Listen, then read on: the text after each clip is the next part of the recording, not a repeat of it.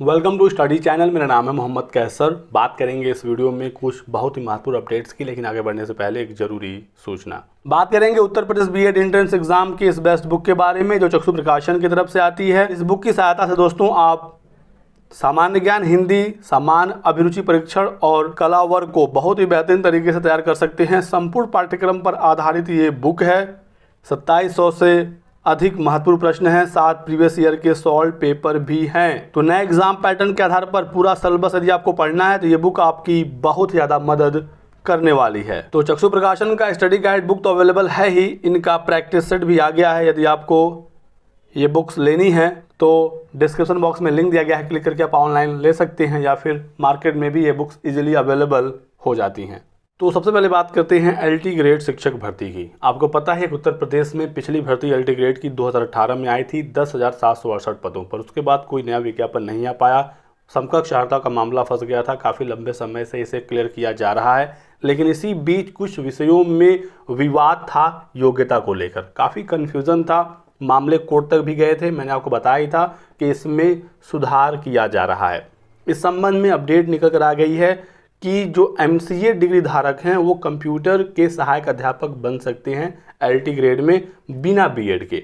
साथ ही साथ कला विषय में भी काफ़ी कन्फ्यूज़न था योग्यता को लेकर, और इसमें भी बदलाव हो रहा है। इसमें भी आप देख सकते हैं कि ललित कला बीएफए करने वाले सीधे आवेदन करेंगे, यहाँ पर बीएड की आवश्यकता नहीं पड़ेगी। तो न्यूज़ को देखते हैं डिटेल में और देख सकते हैं कि राजकीय विद्यालयों की शिक्षक भर्ती में संशोधन का प्रस्ताव भेजा गया है। कुछ योग्यता में बदलाव हो रहा है। माध्यमिक शिक्षा निदेशक ने शासन को भेजा संशोधित प्रारूप। पहले कंप्यूटर विज्ञान में स्नातक वाले एलिजिबल होते थे, यानी कि सहायक अध्यापक कंप्यूटर के लिए बीटेक या बीई, लेकिन आपका बीटेक या बीई कंप्यूटर विज्ञान यानी कंप्यूटर साइंस में ही होना चाहिए, या कंप्यूटर विज्ञान में स्नातक या कंप्यूटर एप्लीकेशन में विज्ञान स्नातक है, बीएससी आपका है कंप्यूटर फील्ड से, तो आप आवेदन कर सकते थे। लेकिन इसके साथ बीएड आपका अनिवार्य था, बीएड या समकक्ष उपाधि। नए नियम के अनुसार देखिए क्या है, नए नियम के अनुसार पुरानी अर्हता के साथ एमसीए को भी अलाउ कर दिया गया है एलटी ग्रेड में आवेदन करने के लिए। एमसीए कंप्यूटर एप्लीकेशन में स्नातक को भी मान्य किया गया है। पहले बीएड अनिवार्य अर्हता था, यहाँ पर क्या बदलाव हुआ है कि अब इसे अधिमानी यानी वेटेज के रूप में सिर्फ रखा जाएगा। तो बीएड अनिवार्य नहीं रहेगा कंप्यूटर विज्ञान से आवेदन करने के लिए। यदि आपके पास बीएड है तो उसका वेटेज मिलेगा। इसे अब प्रेफरेंशियल क्वालिफिकेशन के रूप में रखा गया है। किस प्रकार का वेटेज होगा इसके बारे में जानकारी नहीं है। अलग से इसके मार्क्स वगैरह दिए जाएंगे, या जब दो छात्रों के बीच में मार्क्स टाई हो जाता है तो उसका वेटेज मुझे लगता है कि वही वाला वेटेज होगा। जब दो बच्चों का मार्क्स बिल्कुल सेम टू सेम हो जाए तो जिसके पास बीएड होगा उसको मेरिट में ऊपर रखा जाएगा। माना जा रहा है कि अर्हता में संशोधन से राजकीय स्कूलों में कंप्यूटर शिक्षकों की कमी दूर हो सकेगी। इससे पहले लोक सेवा आयोग ने 2018 में भर्ती निकाली थी कंप्यूटर शिक्षकों का। उस समय 1673 पद था, इसमें से सिर्फ 36 पद ही भरे गए थे।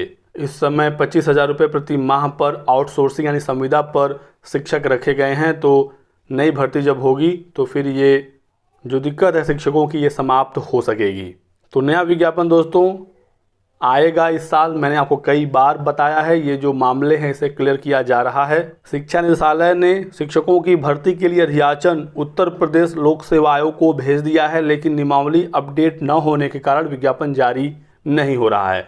इसी के साथ साथ कला में भी बदलाव होने जा रहा है, ये भी प्रस्ताव भेजा गया है। देख सकते हैं कि नई नियमावली में कला शिक्षकों की अर्हता में भी बदलाव का प्रस्ताव है। पहले सहायक अध्यापक कला के लिए कला अथवा ललित कला विषय के साथ स्नातक और बीएड अनिवार्य थी। अब कला विषय के साथ स्नातक डिग्रीधारियों के लिए बीएड की उपाधि तो अनिवार्य है, लेकिन ललित कला यानी बीएफए वाले जो अभ्यर्थी हैं वो सीधे आवेदन करेंगे।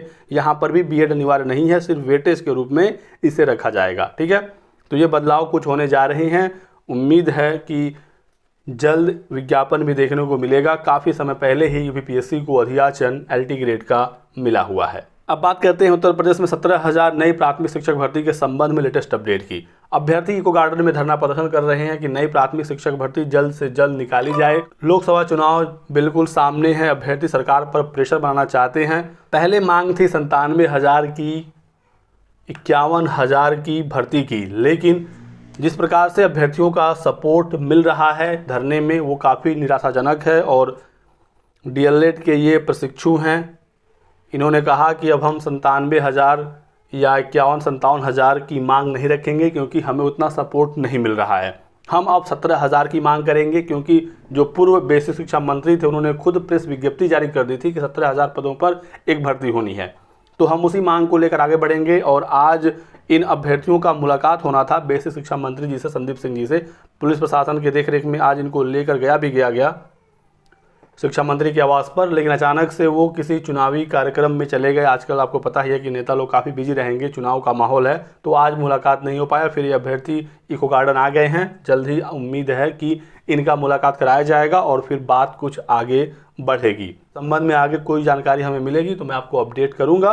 फिलहाल यही जानकारी है कि 17,000 की मांग को लेकर ये अभ्यर्थी आगे बढ़ रहे हैं, क्योंकि यहाँ पर चांसेस ज़्यादा दिख रहे हैं। और जैसे ही कुछ मुलाकात होगी तो मैं आपको जानकारी दे दूंगा।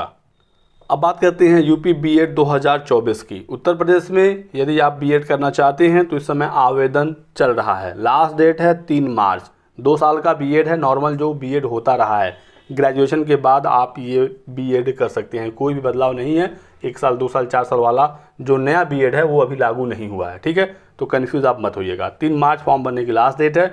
10 मार्च तक आप लेट फी के साथ फॉर्म भर सकते हैं। एग्ज़ाम आपका 24 अप्रैल को कराया जाएगा। एडमिट कार्ड आपका 17 अप्रैल से अवेलेबल हो जाएगा। 30 मई को रिजल्ट आ जाएगा। काउंसलिंग आपकी जून में शुरू कराई जाएगी। फॉर्म भरने की फ़ी जनरल ओबीसी ईडब्ल्यूएस का 1400 रुपये है, SC ST के लिए 700, और लेट फ़ी के साथ आप देख सकते हैं कि लेट फ़ी कितना है, काफ़ी ज़्यादा फिर आपको पेमेंट करना होगा। तो ये कुछ महत्वपूर्ण जानकारी थी आप सभी लोगों के लिए। और इस बार जो परीक्षा हो रहा है वो बुंदेलखंड यूनिवर्सिटी द्वारा कराया जा रहा है। तो यही कुछ अपडेट थी आप लोगों के लिए। वीडियो को लाइक कर दें, चैनल को सब्सक्राइब कर लीजिए और हमारे साथ बने रहिए। Thanks for watching.